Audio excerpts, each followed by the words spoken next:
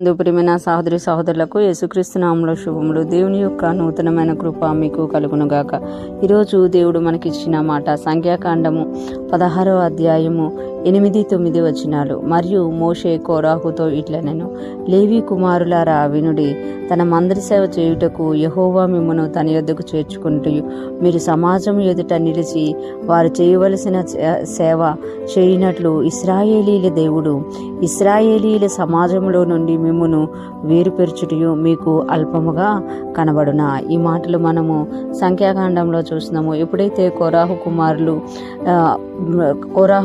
లేచి దేవునికి విరోధంగా లేచారో, కోరాహుతో దేవుడు ఇట్లా మోషే ద్వారా దేవుడు మాట్లాడుతున్నట్టుగా మనము చూడగలమంట. కోరాహు ఎప్పుడైతే ఈ అహరోనుకి మోషేకి విరోధంగా లేచారో దాని విషయంలో దేవుడు మోషే ద్వారా ఈ మాట తెలియజేస్తుంది అనమాట. లేవి కుమారులారా వినుడి అంటే లేవి కుమారుల్లో అహరోనుకి యాజకత్వం దొరకగా లేవి కుమారులో కోరాహుకి ఇంకా కహతీలకి ఆ మందసము మోసే పని, గుడారము వేసే పని దొరికినట్టుగా మనం చూడగలం. కానీ కోరాహు యాజకత్వాన్ని కోరుతూ ఒక సమాజాన్ని రేపినప్పుడు వారికి విరోధంగా దేవుడు పలుకుతున్న మాటలు ఇవి. తన మందిర సేవ చేయుటకు యెహోవా మిమ్మును తన యొద్దకు చేర్చుకున్నట్టు అంటే మోషే అహరోను కుమారులు యాజకత్వం చేస్తే ఇక్కడ చూస్తాం కదా, కోరాహు మందిర సేవ చేయుటకు దేవుడు ఏర్పరచుకున్నారట. అందుకే తన మందిర సేవ చేయుటకు యెహోవా మిమ్మును తన యొద్దకు చేర్చుకున్నట్టు మీరు సమాజము ఎదుట నిలిచి వారు చేయవలసిన సేవ చేయునట్లు అంటే మీరు ఇంకొక పని ఏం చేస్తారు అనంటే సమాజం ఎదుట నిలువబడి సమాజమునకు వచ్చిన వారు ఏం చెయ్యాలి అనేది తెలియచేసేవారిగా ఉండేవారన్నమాట.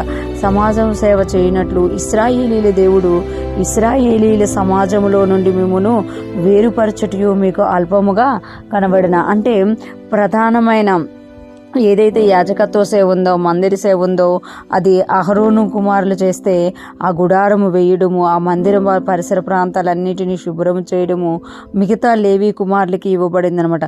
కానీ కోరాహు తనకి యాజకత్వం కావాలని అడిగినందున ఇక్కడ మోషే గారి ద్వారా దేవుడు సెలవిస్తున్నారు కదా, దేవుడు మీకు ఇచ్చిన పనిలో మీరు నిలబడకుండా దాన్ని తక్కువ చేస్తున్నారు, మీకు అది అల్పముగా కనబడిందా అని ఇక్కడ ప్రశ్నిస్తున్నారు అనమాట. ఈరోజు ఫ్రెష్మన్ వింటున్న ప్రతి ఒక్కరూ జ్ఞాపకం చేసుకోండి, దేవుడు మనల్ని ఏ పిలుపుతో పిలిచారో ఆ పిలుపులో మనం నిలిచి ఆ పిలుపులో మనం దేవుణ్ణి మహిమపరచాలి. కానీ ఎదుటి వ్యక్తిని చూసి ఆ వ్యక్తిలాగా నేను ఉండాలి అని అనుకోవడము మూర్ఖత్వంగా ఉంటుంది. కోరాహు పాపముగా అది పరిగణించబడుతుంది అని ఈరోజు దేవుడు మనకి తెలియజేస్తున్నారు. దేవుడు ప్రతి ఒక్కరికి కూడా తను ఒక పనిని నియమించారు. ఆ పనిని కంప్లీట్గా మనం భూమి మీద చేసినప్పుడు దేవుని యొక్క మహిమని ఈ భూమి మీద మనము అనుభవిస్తాం. ఈరోజు ఫ్రెష్మన్ వింటున్న ప్రతి ఒక్కరం కూడా కోరాహు కుమారులాగా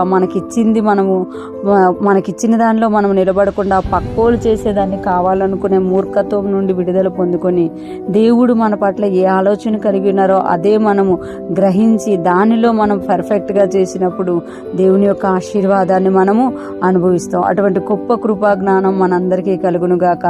దేవుడు మనకిచ్చిన స్థానంలో మనము నిలబడి దేవుణ్ణి మహిమపరచుదుముగాక. ఆమేన్.